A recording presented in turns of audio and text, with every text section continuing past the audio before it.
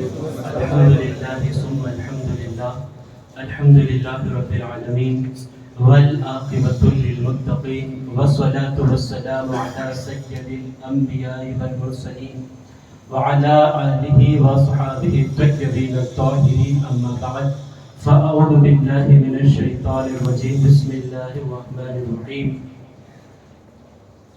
سبحان الذي أسرى بعبده ليلا من المسجد الحرام إلى المسجد الأقصى الذي باركنا حوله لنريه من آياتنا إنه هو السميع البصير صدق الله العظيم صدق رسوله النبي المتين الأمين الكريم ونحن على ذلك لمن الشاهدين والشاكرين والحمد لله رب العالمين غافع اعظم ممن بیس روز ہما مدد قبلہ بھی مدد کعبہ ایماں مدد بغیر دابے بلا افتاد کشتی ضعیفان شکستارا تو رشتی بھاگ کے خواجہ عثمان ہارون مدد کن یا معین الدین چشتی شمع رسالت کے پروانوں میرے پیارے آقا صلی اللہ تعالیٰ علیہ وآلہ وسلم کے پیارے دیوانوں، آئیے کچھ عرض و معروضات پیش کرنے سے قبل اپنے اور ساری کائنات کے مرکز عقیدت مصطفیٰ جان رحمت شمع بزم ہدایت رسول کرام وقار جناب احمد مصطفیٰ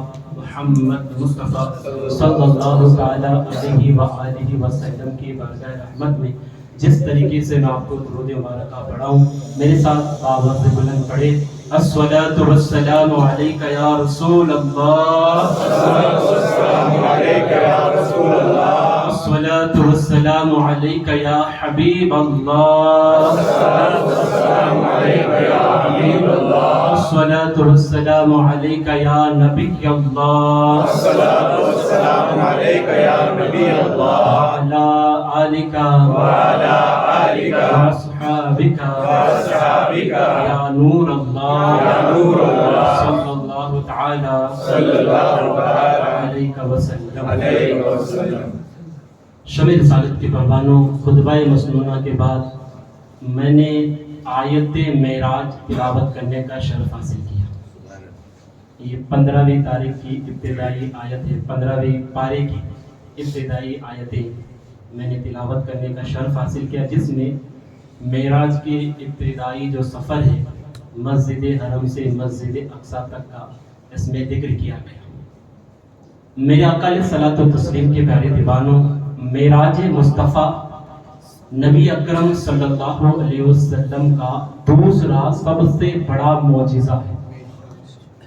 اللہ عز و جل نے اپنے نبی کو بے شمار معجزے عطا فرمائے، اس میں دوسرے نمبر پر سب سے بڑا معجزہ معراج مصطفیٰ صلی اللہ علیہ وسلم ہے، اور سب سے بڑا معجزہ قرآن مقدس ہے جو نبی پاک صلی اللہ علیہ وسلم کو عطا کیا گیا۔ اور دوسرا بڑا معجزہ معراج مصطفیٰ صلی اللہ علیہ وسلم ہے، وہ رب جو خالق کائنات ہے، ہر طرح کے عیب سے پاک ہے، قوت والا، طاقت والا، بزرگ، بلند مرتبے والا، جس کا کوئی مثل نہیں، جس کا کوئی مثال نہیں، جس کی شان میں قرآن نے کہا قل هو اللہ احد اللہ الصمد لم یلد ولم یولد ولم یکن له کفوا احد۔ محبوب آپ فرما دیجئے اللہ وہ ہے جو ایک ہے، وہ بے نیاز ہے، اس کو کسی نے پیدا نہیں کیا اور نہ وہ اس کی کوئی اولاد ہے، اور اس کا ہم پلہ، اس کا پارٹنر کوئی نہیں، اس کے جوڑ کا کوئی نہیں۔ یہ اللہ تبارک و تعالیٰ کی شان ہے۔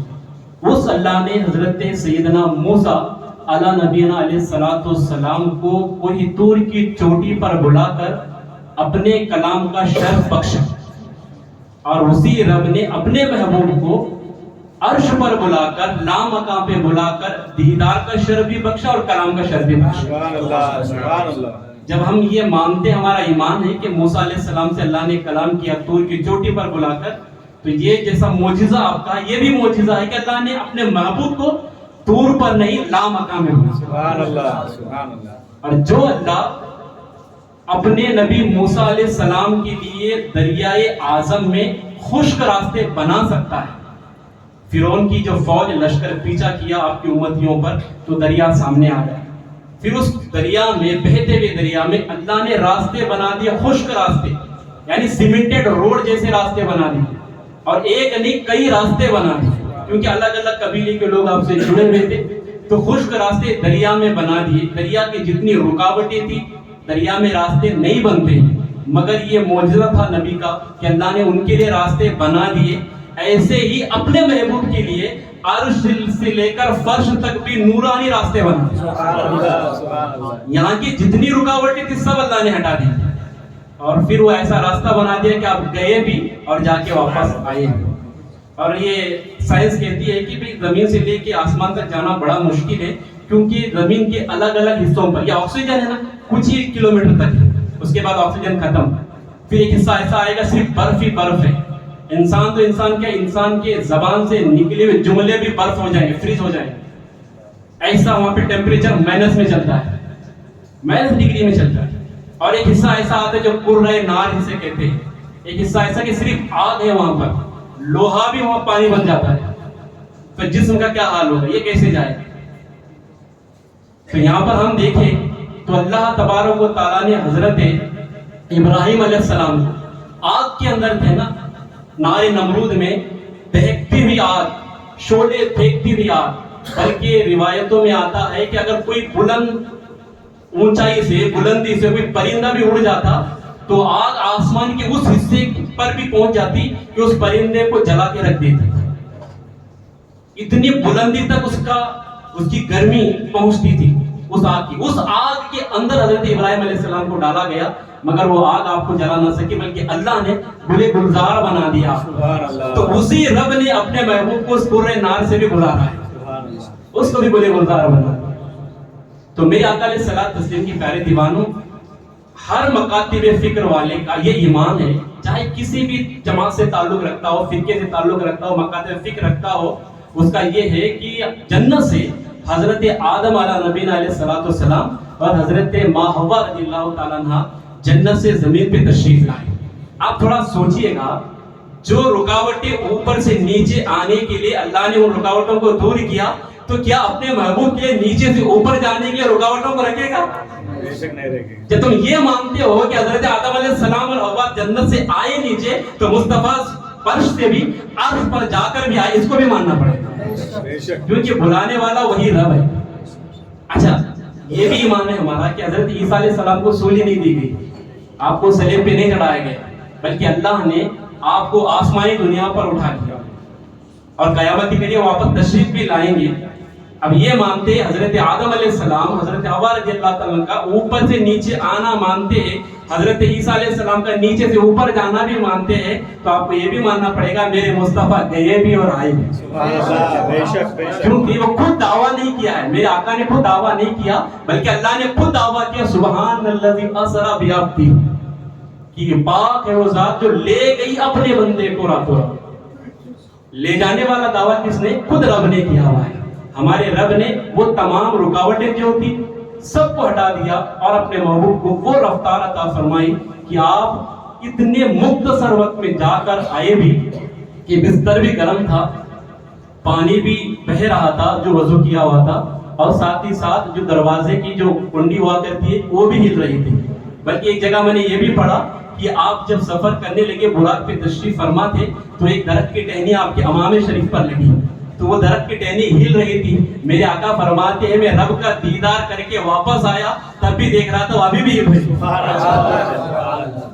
وہ رفتار اللہ تعالیٰ نے آپ بتایا۔ سائنس کیا کہتی دیکھی، جو یہ آیت ہے نا 15ویں پارے کی، یہ آج یوں لگتا ہے کہ سائنس نے اسی کو دیکھ کر فارمولا بنایا۔ سائنس جو راکٹ کو چھوڑتی ہے یہاں سے زمین سے کسی چیز کو اوپر اڑاتی ہے، تو وہ پروگرام بناتے ہیں، اس میں 6 چیزوں پر ورک کیا جاتا ہے۔ سب سے پہلی چیز کسی شے کو حرکت دینا ہوتا ہے، تو پہلی چیز یہ ہوتی ہے کہ حرکت کس نے دی، یعنی اس کو دھکا کس نے لگایا، اس کو آگے کس نے ڈھکیلا، پش کس نے کی، حرکت کس نے دی۔ آپ نمبر دیکھیں، گنیے گا آپ، سب سے پہلی چیز یہ ہوتی ہے حرکت کس نے دی، ایک چیز، دوسری حرکت کس کو دی، تیسری چیز حرکت کب دی، چوتھی چیز حرکت کہاں سے دی، اور پانچویں چیز حرکت کہاں تک دی، اور چھٹی چیز حرکت کیوں دی۔ ایک بار اور گنتے ہیں، حرکت کس نے دی، کس کو دی، کب دی، کہاں سے دی، کہاں تک دی, کیوں دی. یہ ایک پروگرام ہوتا ہے کسی چیز کو زمین سے اوپر اڑانے کا, سائنس کا. اسی فارمولے پر سائنس عمل کرتی ہے. آپ جب قرآن سے پوچھیے, جب معراج مصطفیٰ صلی اللہ علیہ وسلم کا واقعہ ہوا, سرکار عرش فرش سے عرش تک گئے, تو کیا اسی فارمولے سے گزرے آپ؟ جی ہاں بالکل. قرآن کہتا ہے سب سے پہلا کیا حرکت کس نے دی؟ سبحان الذی اسرا, پاک ہے وہ ذات اللہ جس نے حرکت دی. اچھا حرکت کس کو دی؟ بی عبدی, اپنے خاص بندے کو. حرکت کب دی؟ لیلم, رات کے حصے میں. حرکت کہاں سے دی؟ من المسجد الحرامی, کہاں تک دی؟ الی المسجد الاقصی. اور کیوں دی؟ بارکنا لنریہم من آیاتنا, کہ اپنی قدرت کی عجائب نشانیاں دکھانے کے لیے. سائنس جو آج فارمولے پہ عمل کرتی ہے 1400 سال پہلے میرے آقا اسی سے گزر کے آئے. میرے آقا علیہ الصلوۃ تسلیم کے پیارے دیوانوں, معجزہ جو ہے نا وہ ہوتا ہے جو عقل میں سمایا نہیں جاتا. اچھا یہ گلاس ہے ہمارا, اس میں 200 سے 250 ملی لیٹر پانی بیٹھتا ہے.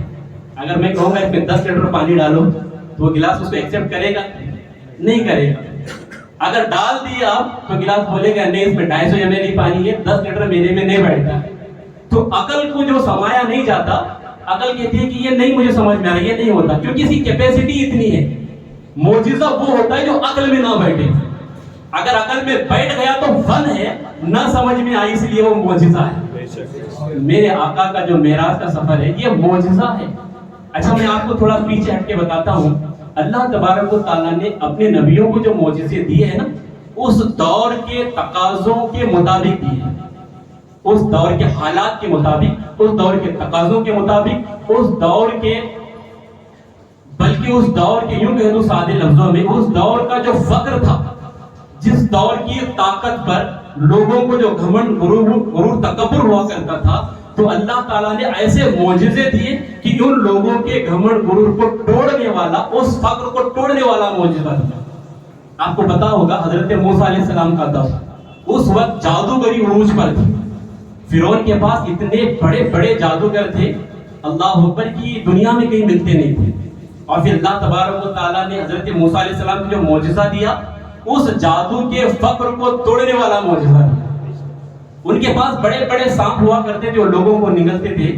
تو حضرت موسیٰ علیہ السلام کو اللہ نے وہ آسے کا معجزہ دے دیا کہ آپ آسا زمین پہ ڈال دیتے, بہت بڑا اژدہا بن جاتا. اتنا بڑا اژدہا کہ ان کے بہت ساری رسیوں کو نگل لیتا تھا. وہ جادوگر رسیاں ڈالتے آپ کے مقابلے میں بھگانے کے لیے, ڈرانے کے لیے, تو آپ اپنے لاٹھی کو پھینک دیا کرتے تھے, اور لاٹھی پھینک کے بہت بڑا اژدہا بن کے سارے سانپوں کو نگل لیتا.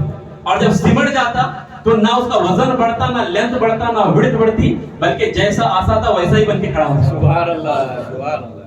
اس دور کے فقر کو توڑنے والا معجزہ آپ کو دیا. حضرت داؤد علیہ السلام, اس دور میں یہ پاور تھا لوگوں میں کہ لوہے کو گرم کر کے جیسے چاہے ویسے شکل دے دیا کرتے تھے. یعنی آگ میں ڈال کر, پھونک مار کر. لوگ سمجھتے کہ یہ بہت بڑی قوت ہمارے پاس, طاقت ہمارے پاس آ گئی کہ ہم لوہے کو اپنی ضرورت کی چیزیں اس سے بنا رہے ہیں. تلواریں بناتے, برچیاں بناتے, بھالے بناتے, جس کو جو چاہیے وہ بنا لیتا. یہ ان پر, اس پر فخر کیا کرتے تھے. تو اللہ نے معجزہ اپنے نبی کو اس فخر کو توڑنے والا دے دیا. اور کیسا؟ حضرت داؤد علیہ السلام اگر کسی لوہے کو پکڑ لیتے تو وہ موم بن جاتا, آٹے کی طرح بن جاتا, نرم بن جاتا. آپ کو نہ پھونک مارنی پڑتی, نہ ہتھوڑا مارنا پڑتا, بلکہ اس آٹے یعنی موم کے جیسی شکل آپ بنانا چاہے ویسا بنا دیا. اچھا معجزے میں خاص بات یہ ہوتی ہے, معجزہ ہر عیب سے پاک ہوتا ہے. اس کے اندر کوئی نیگیٹو چیز نہیں ہوتی ہے, ہمیشہ پازیٹیو پلس پازیٹیو اس کے اندر ہوتی ہے. اب دیکھیے جب لوہے کو آپ پکڑتے ہیں تو موم بن جا رہا ہے. تو آپ کو اگر بکرے کو ذبح کرنا ہے, جب چھری لوہے کی اس کو پکڑیں گے, جب وہ موم بنے گی, کاٹیں گے کیسے؟ دشمن مقابلے میں آپ نے تلوار اٹھایا تو مقابلہ کیسے کرے گی جبکہ آپ کی تلوار موم بن گئی ہے؟ جانتے ہیں لوہے کو بھی اللہ نے علم دیا تھا کہ نبی کا ہاتھ لگ جائے, اگر تجھے کاٹنے کا ارادہ ان کے دل میں ہو تو اب تجھے موم نہیں بننا ہے. سبحان اللہ. جب آپ ذبح کرنے کے لیے چھری اٹھاتے تو چھری چھری رہتی, اگر آپ لوہے کو اٹھا کے اسے اگر چھری بنانا چاہتے تو دوسری شکل دینا چاہتے, وہ موم بن جایا کرتا. حضرت داؤد علیہ السلام کو یہ معجزہ دیا گیا. اب دیکھیے حضرت یوسف علیہ السلام کے دور میں حسن کا عروج تھا, حسن کا بازار گرم تھا. بڑے بڑے لوگ, خوبصورت, حسین, جمیل, اس کا لوگوں کو اس کے اوپر فخر ہوا کرتا تھا کہ ایک دوسرے پر ناز کیا کرتے. وہ اللہ نے کیسی خوبصورتی ہمیں دی ہے, اللہ نے حضرت یوسف علیہ السلام کو حسن کا معجزہ دے کر دنیا میں بھیجا، اور آپ اتنے حسین اتنے خوبصورت تھے کہ جن کو اپنے حسن پر ناز تھا، اپنے حسن پر جن کو فخر تھا، ناز تھا، جب انہوں نے حسن یوسف کو دیکھ لیا تو ہاتھ کی انگلیاں کٹ گئی، اس طرح گم ہو چکے تھے حسن یوسف میں کہ ہاتھ کی انگلیاں کٹنے کے باوجود بھی محسوس تک نہیں ہوا۔ وہ معجزہ اللہ نے عطا فرمایا۔ حضرت عیسیٰ علیہ السلام کا دور لے لیجیے آپ، اس وقت طب یونانی یہ کافی عروج پر تھی، کافی بلندی پر۔ یونانی کے اندر بڑے بڑے جو حکیم لوگ ہیں، انہوں نے اس طرح سرچ کر کے اتنی ترقی حاصل کی تھی کہ ہر مرض کی دوا ان کے پاس تھی، ہر بیماری کا علاج ان کے پاس تھا، ہر تکلیف کی دوا ان کے دریافت انہوں نے دریا ایسے تیار کر کے رکھے ہوئے تھے کہ بہت بڑی بڑی بیماریوں کا علاج ان کے پاس موجود تھا، مگر تین مرض کا علاج ان کے پاس نہیں تھا، دوائیاں نہیں تھی۔ ایک یہ جو کوڑی ہے اس کی دوا ان کے پاس نہیں تھی، اس کا علاج ان کے پاس نہیں تھا، اور جو ماں کے پیٹ سے اندھا پیدا ہوتا ہے اس کا علاج ان کے پاس نہیں تھا، اس کی آنکھوں میں یہ نور پیدا نہیں کر سکتے تھے، اس کی آنکھوں میں بینائی ڈال نہیں سکتے تھے، اور تیسرا مرض یہ تھا کہ مردے کو زندہ نہیں کر سکتے تھے، جس کی موت ہوگی اس کو اٹھا نہیں سکتے تھے۔ اور اللہ تبارک و تعالیٰ نے اس دور کے فقر کو توڑنے کے لیے یہی معجزے حضرت عیسیٰ علیہ السلام کو عطا فرمائے، اور جو کوڑ ہوتا حضرت عیسیٰ علیہ السلام اس کو ٹھوک دیتے، وہ اس کے شفا مل جایا کرتی، اور جو ماں کے پیٹ سے اندھا پیدا ہوا آپ صرف ہاتھ رکھ دیتے آنکھ پر، اللہ اس کے اندر نور پیدا فرماتے، آنکھوں میں بینائی اتر آ جاتی تھی، اور جو مردہ ہوتا آپ ٹھوکر مارتے اٹھ کے بیٹھ کے باتیں کرنے لگتا تھا۔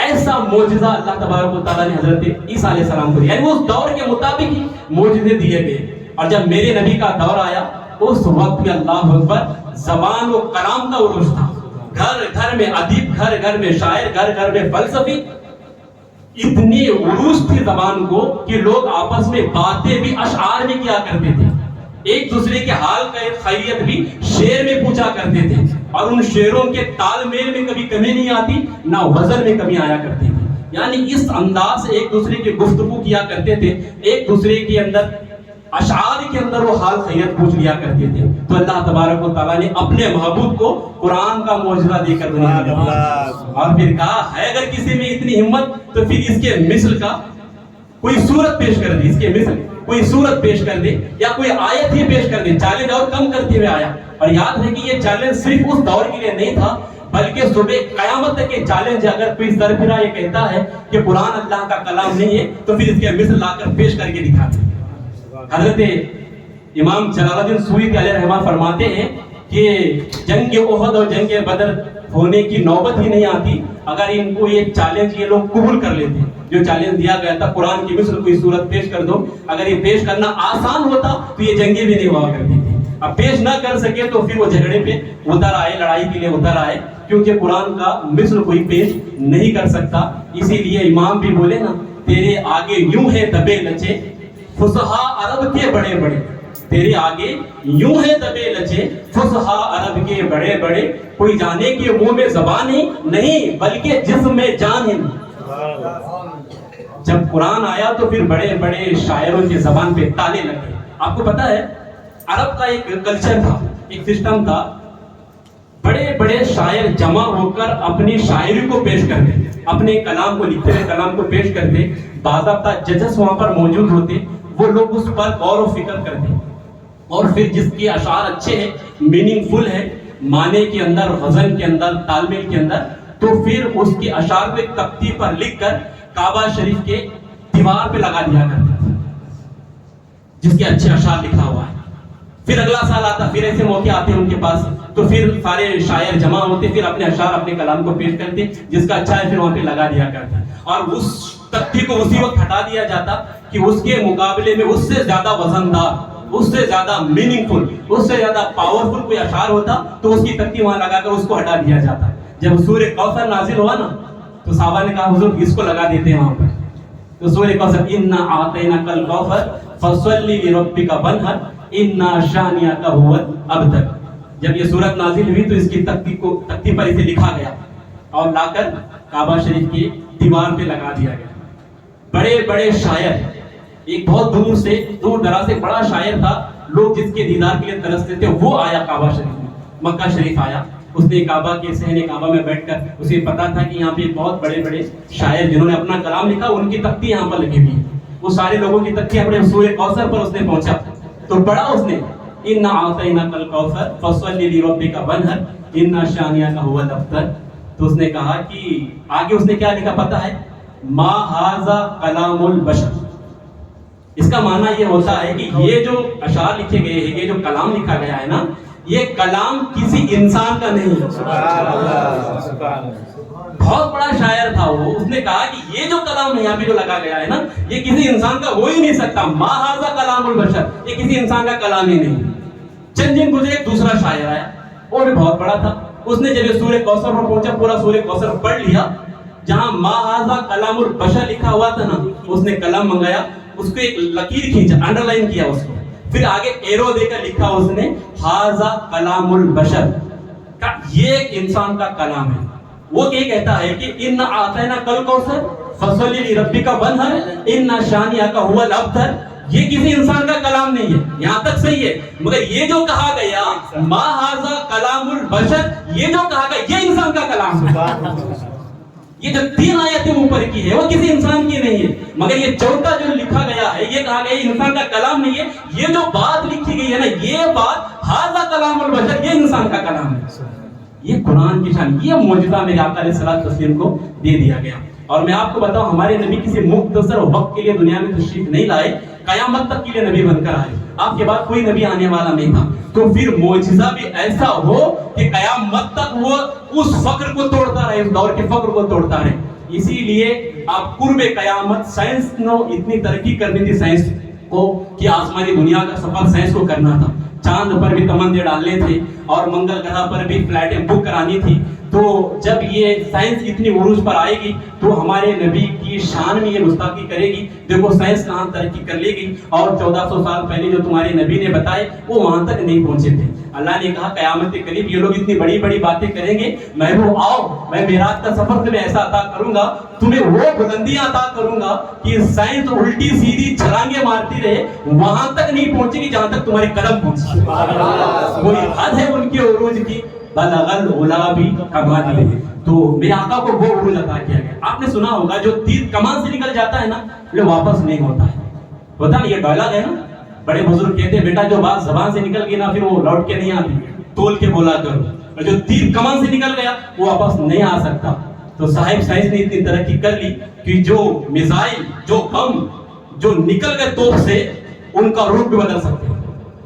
آپ کو پتا ہے اس کا رخ بدل دیا جا سکتا ہے. اتنی ترقی سائنس نے کی. پلاننگ بنی کہ بھائی ابھی فلاں ملک کو نشٹ کرنا ہے, ختم کرنا ہے, برباد کرنا ہے. اچانک ارادہ تبدیل ہو گیا, بیٹے جگہ پروگرامنگ اس نے ڈائریکشن اس کا موڑ دیا کہ اب وہاں نہیں فلاں جگہ گرے گا بم. تو سائنس نے ترقی کر لی. اور آپ میرے آقا کے معجزے دیکھیں گے نا تو ہر دور کے فقر کو توڑتے ہوئے تمام معجزے میرے آقا کو عطا کیے گئے. ایک غیر مسلم کفار میرے آقا کی بارگاہ میں حاضر ہوا. میرے آقا تشریف فرما تھے. اس نے کہا کہ سرکار میں مسلمان ہو جاؤں گا مگر ایک شرط ہے. کہا کیا شرط ہے؟ کہا جو آگے جو انگور کا جو کھجور کا جو درخت لگ رہا ہے اس پکا ہوا گچھا وہاں پہ لگا ہوا ہے, اگر آپ کہتے وہ یہاں آ جائے آپ کے قدموں میں تو میں ایمان لاؤں گا. تو میرے آقا نے ارشاد فرمایا بس اتنی سی بات ہے. میرے آقا نے صرف اس کی طرف اشارہ کیا, وہ پکا ہوا کھجور کا گچھا وہاں سے نکل کر قدمین شریفین میں آ گیا. سبحان اللہ, سبحان اللہ. جب اس نے یہ معجزہ دیکھا تو کلمہ پڑھ کے مسلمان ہو گیا. اب سنیے بات میں کیا بتانا چاہتا ہوں. تو میرے آقا چاہتے تو وہ کھجور کا جو گچھا تھا, کھجور تھے پکے ہوئے, وہ اسی کو دے دیتے, صحابی بن گئے وہ. اب وہ زندگی میں فخر کرتے میں نے معجزے سے توڑے ہوئے کھجور کو کھایا ہے, میرے اولاد کو میرے گھر والوں کو کھلایا ہے. وہ سب پہ فخر کیا کرتے تھے, یا غریباں میں غرباں میں مساکینوں میں تقسیم کر دیتے. مگر میرے آقا نے ایسا نہیں کیا. کیا کیا؟ میرے آقا جانتے تھے کہ قرب قیامت جو ڈائریکشن تیروں کے بدلے جائیں گے, ہدف بدلے جائیں گے, تو اس سے بھی آگے میں کر کے یہ دکھا دوں. آپ کو ایک بات بتا دوں, بم اگر یہاں پہ ڈالنے کا ارادہ ہوا ہے, اب اس کو واپس لانا ہے تو صحیح سلامت نہیں لا سکتا. اب اس کو پھٹنا ہی ہے, وہ پھٹنا ہی ہے, تو پھر وہ سمندروں میں کہ ایسے جنگلوں میں جہاں پہ لوگوں کا نقصان ہے وہاں ڈالے گا, صحیح سلامت اس کو نہیں جوڑ سکے گا. میرے آقا نے کہا اس سے بڑھ کر میں معجزہ کر کے دکھاتا ہوں. کھجور سے کہا جو تیرا کام تھا وہ ہو گیا, واپس چلا جا. جس کام کے لیے تجھے بلایا تھا وہ ہو گیا, واپس چلا جا. جانتے وہ کھجور کا گچھا وہیں سے اٹھا اور سیدھے جا کے جہاں سے ٹوٹا تھا وہیں جڑ گئے. سبحان اللہ. میرے آقا توڑنا بھی جانتے, ٹوٹے ہوئے کو جوڑنا بھی جانتے. سبحان اللہ. ہاں. کبھی ایسا بھی ہو سکتا نہیں یار اتفاق تھا, ہوا چل رہی تھی, وہ کھجور ٹوٹ کے گر گیا, تو سر پھر ایسے بھی بولنے والے آ جاتے ہیں, تو پھر لا کے محبوب کر نہیں ایسا موقع نہیں دیں گے. تو آیا تھا نا, جیسے آیا تیرا کام ہو گیا, اب جا کے وہاں جوڑ جاؤ. تو میرے آقا علیہ السلام نے وہاں اس کو جوڑ دیا. تو بتانے کا مقصد یہ ہے کہ جو معجزے نبی کو دیے گئے اس دور کے حساب سے دیے گئے, اس دور کے گھمنڈ کو, فقر کو توڑنے کے حساب سے دیے گئے. تو سائنس نے کتنی بھی ترقی کر لے, اب اسے وہاں تک نہیں پہنچنا ہے جہاں تک میرے آقا کو اللہ نے ان کے قدمین شریفین کو بلندی عطا فرمائی.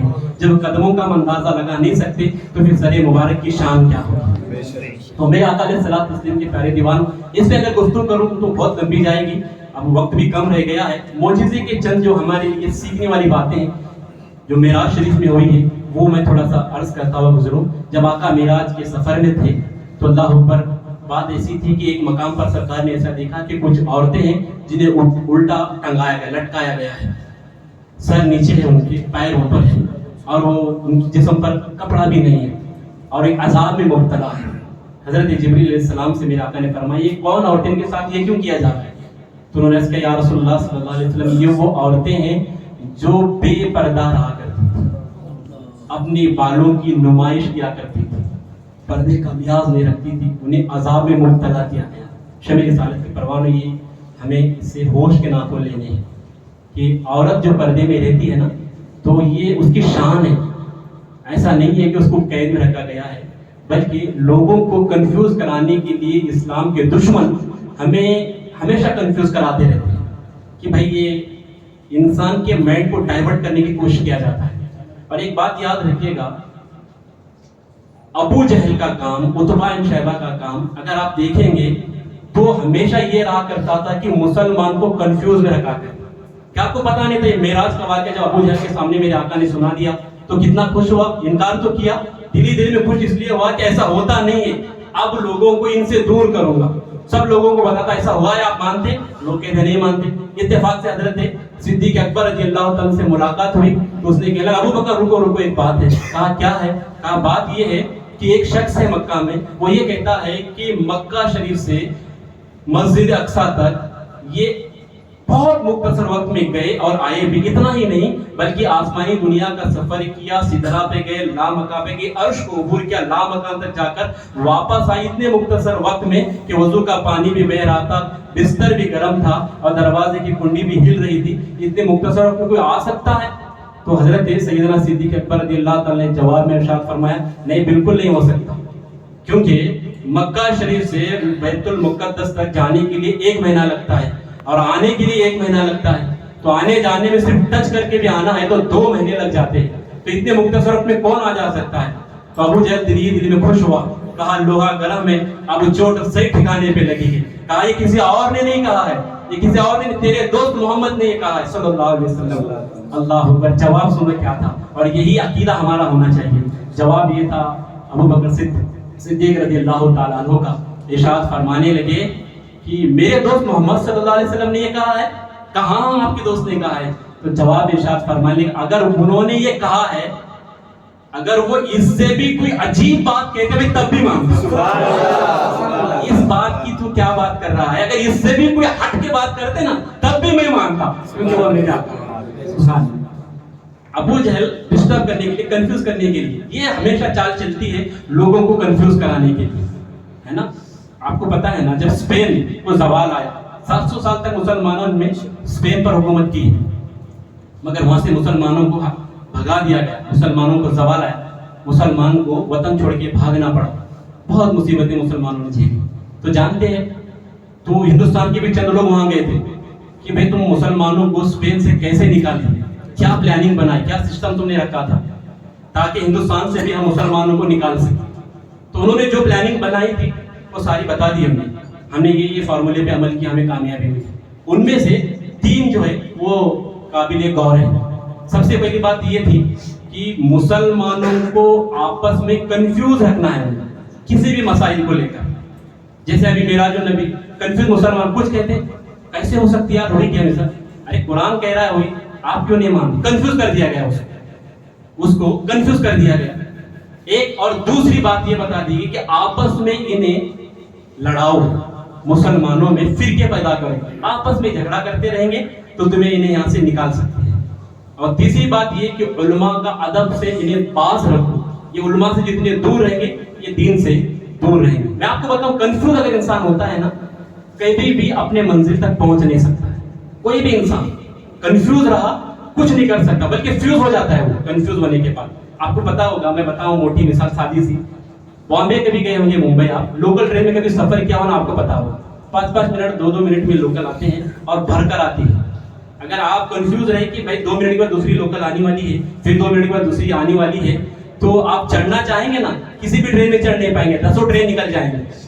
آپ کنفیوز ہیں، اس میں چڑھوں یا اس میں چڑھوں، اس میں چڑھوں یا اس میں چڑھوں، اسی طرح کنفیوز رہتے 10 ٹرین نکل جائیں گے، آپ چڑھ نہیں پائیں گے۔ مگر یہ کنفرم ہے آپ کو کہ 7:02 جو لوکل آنے والی ہے، میں اسی پہ چڑھوں گا، لوکل پلیٹ فارم پہ آ رہی ہے، آپ ابھی دادا سے چڑھ رہے ہیں، آپ کے پاس صرف 20 سیکنڈ ہے، میں آپ کو بتاؤں یہ کنفرم ہے، آپ چڑھیں گے بھی اور اتریں گے۔ تو قوم کو کنفیوز کیا جاتا ہے کہ قوم کنفیوز میں رہے تو اپنے منزل تک نہیں پہنچ سکتی۔ اور دوسری بات یہ کہ قوم کو آپس میں لڑاؤ، آپس میں جھگڑا کرنے لگاؤ قوم کو، یہ جب تک آپس میں لڑتے رہیں گے کسی بھی نام پر تو اس کو کبھی ترقی نہیں ملے گی، اس کو کبھی بلندی نہیں ملے گی۔ تو آپس میں لڑنا جھگڑنا بالکل نہیں۔ میرے آقا علیہ الصلوۃ والتسلیم کے پیارے دیوانوں، چنگیز خان جو ہلاکو خان، یہ جو منگول سردار تھے، جب بغداد پہ حملہ کیا نا یہ لوگوں نے، تو لا ہو کر بتایا جاتا ہے کہ ہلاکو خان نے جب حملہ کیا تو 4 لاکھ مسلمانوں کو قتل کیا بغداد شریف، مسجدیں، مدارسیں، خانقاہیں، مسلمانوں کی بستیاں سب کو ختم کر دیا، برباد کر دیا، زمین دوز کر دیا سب۔ اب پھر بغداد کے بعد اس نے ڈیرا لگا کے بیٹھا، اور جو بچے کچھ لوگ تھے ان میں سے یہ بھیجا حکم کہ اگر کوئی بڑا عالم ہے مجھ سے ملنا چاہتے ہیں تو میں اس سے ملاقات کرنا چاہتا ہوں، بھیجو اسے۔ تو کوئی ملنے کے لیے تیار نہ تھا۔ ایک مدرسے سے ایک نوجوان عالم نکلی جن کی داڑھی ابھی نکلی نہیں تھی، دبلے پتلے گورے سیدھے تھے، وہ نکلی، ان کا نام قدحان تھا۔ قدحان اس عالم دین کا نام تھا۔ وہ اکیلے نہیں گئے، ایک اونٹ کو ساتھ میں لے، ایک بکرے کو لے، ایک مرغے کو ساتھ میں لیا، وہ لے کر پہنچے۔ تو یہ تینوں چیزوں کو وہیں چھوڑا جہاں پہ اس نے ڈیرا مارا تھا، وہاں اس کے سامنے گئے تو وہ ہلاکو خان نے نیچے سے اوپر تک دیکھا، یہ دبلا پتلا آدمی آ گیا مجھ سے ملاقات کرنے کے لیے، ذرا بھی خوف نہیں اس کو۔ کہنے لگا آپ وہی شخص ہے جو مجھ سے ملنے کے لیے آئے؟ تو عالم دین نے بڑا پیارا جواب دیا، قدحان نے کہا ہاں میں وہی شخص ہوں، اگر تو مجھ سے کسی بڑی چیز سے ملنا چاہتا ہے نا، میں 7 اونٹ لے کر آؤں، اس سے ملاقات کروں۔ پھر آگے کہنے لگے اگر مجھ سے کوئی چہرے پہ داڑھی نہیں ہے نا، اگر کسی داڑھی والے سے ملنا چاہتا ہے میں بکرا لے کر آیا، اس سے ملاقات کرتا۔ اور پھر کہا کہ اگر اچھی آواز والے سے ملنا چاہتا ہے تو پھر میں مرغا لے کر آیا، اس سے ملاقات کرے، وہ انتظار میں کھڑا ہے۔ جب یہ گفتگو اس نے سنا نا ہلاکو خان منگول سردار نے، کہنے لگا یہ بڑا عقل مند آدمی ہے، تو اسے پوچھ لیتا ہوں کہ یہ کہنے لگا کہ مجھے یہ بتاؤ کہ بغداد کو ہلاک کرنے کے لیے، تباہ و برباد کرنے کے لیے مجھے یہاں کیسے آنا ہو، میں کیسے کیوں آیا یہاں پر، میں یہاں پر کیوں آیا، کیسے آیا؟ جانتے جواب کیا تھا، کیوں آیا کیسے آیا؟ تو اس نے جواب دیا کہ تجھے ہمارے اعمال نے بلا لیا، تجھے ہمارے عمل، بد عملیوں نے، ہماری بد عملیوں نے تجھے یہاں پر آنے پہ مجبور کیا۔ اور کیوں کیا؟ اس لیے کہ اللہ یہ چاہتا ہے کہ مسلمان اس کی دی ہوئی نعمتوں کا شکر ادا کرے، کھوئے ہوئے وقار کو واپس لے لے، اپنے مقام کو، اپنی عزت کو، اپنے وطن کو حاصل کر لے، اس لیے اللہ نے تجھے بھیجا۔ وہ کہنے لگا تم مجھ سے اپنا وطن حاصل کرو گے، کس میں ہمت ہے جو مجھے یہاں سے بھگا سکے؟ تو اللہ اکبر، عالم دین کا جواب سنو۔ وہ کہنے لگا کہ اگر ہم اللہ کی دی ہوئی نعمتوں کا غلط استعمال نہ کریں اور آپس میں لڑنا جھگڑنا چھوڑ دے تو میں تجھے بتاتا ہوں ایک لمحہ بھی تو یہاں نہیں رکے۔ کیا سمجھے مسلمانوں اس واقعے سے آپ؟ اگر ہم آپس میں لڑنا جھگڑنا چھوڑ دیں گے نا تو پھر کوئی ہمیں زیر نہیں کر سکتا، کوئی ہمیں دبوچ نہیں سکتا۔ ہمیں سیکھنے کی ضرورت ہے، اللہ عمل کی توفیق عطا فرمائے، کہنے سننے میں جو بھی غلطیوں سے معاف فرمائے، استغفر ربی من کل ذنب و اتوب الیہ، جو سنت ادا نہ کرے سنت ادا کرے۔